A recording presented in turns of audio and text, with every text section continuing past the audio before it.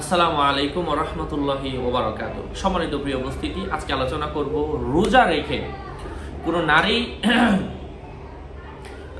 রোজা থাকা অবস্থায় কোনো নারীর যদি মাসিক হয়ে যায় তিনি কি করবেন। হ্যাঁ, আলোচনা বুঝতে সাথেই থাকবেন। অনেক গুরুত্বপূর্ণ একটা বিষয়। রোজা থাকা অবস্থায় কোনো নারীর যদি পিরিয়ড হয়ে যায়, মাসিক হয়ে যায়, তো তিনি ওই দিনের রোজাটা তার ভাঙ্গা পড়ে যাবে, কিছু করার নাই। এটা আল্লাহর তরফ থেকে ভাঙ্গা পড়ে গেছে, সে তো আর ইচ্ছা করে ভাঙ্গে নাই, ভাঙ্গাটা পড়ে গেল।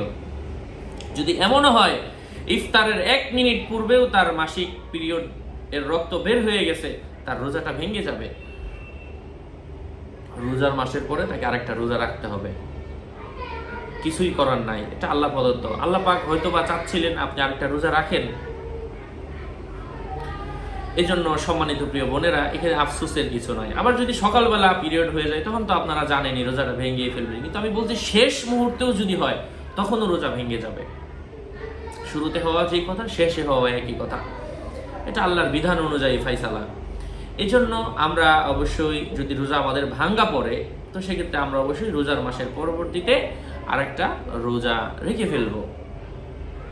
যার যতগুলো রোজা ভাঙ্গা পড়ে আমরা রোজার মাসের পরবর্তীতে আরেকটা রোজা রেখে ফেলবো।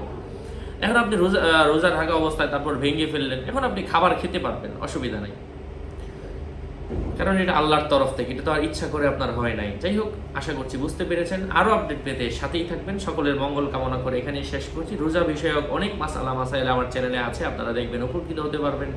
আসসালামু আলাইকুম ওয়া রাহমাতুল্লাহি ওয়া বারাকাতুহু।